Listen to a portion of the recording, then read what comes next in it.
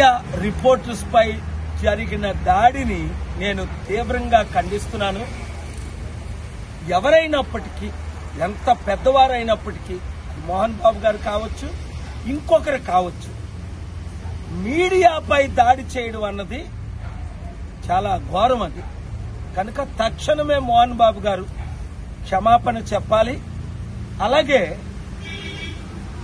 ఈ చాలా దాడులు ఎక్కువైపోతున్నాయి మీడియా మీద. రాష్ట్రం అంతా, దేశమంతా, కొందరినైతే జైల్లోనే పెట్టేస్తున్నారు. దీని కొరకు ప్రజాస్వామ్యంలో మీడియా బ్రతుకుంటేనే మనం బ్రతుకుండేది. దయచేసి ఎవరు ఎమ్మెల్యేలు గాని, ఎంపీలు గాని, సర్పంచ్లు గాని ఎవరు కూడా మీడియా రిపోర్ట్స్ మీద ఈ రోజు నుంచి దాడి చేయకండి. God bless you.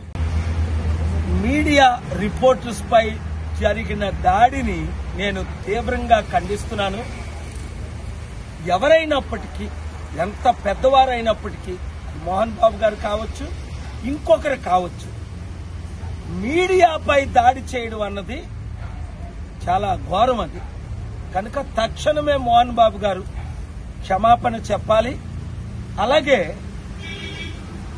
ఈ చాలా దాడులు ఎక్కువైపోతున్నాయి మీడియా మీద.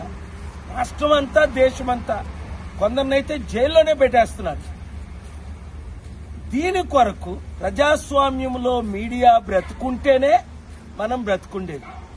దయచేసి ఎవరు ఎమ్మెల్యేలు గాని, ఎంపీలు గాని, సర్పంచ్లు గాని ఎవరు కూడా మీడియా రిపోర్ట్స్ మీద ఈ రోజు నుంచి దాడి చేయకండి. God bless you.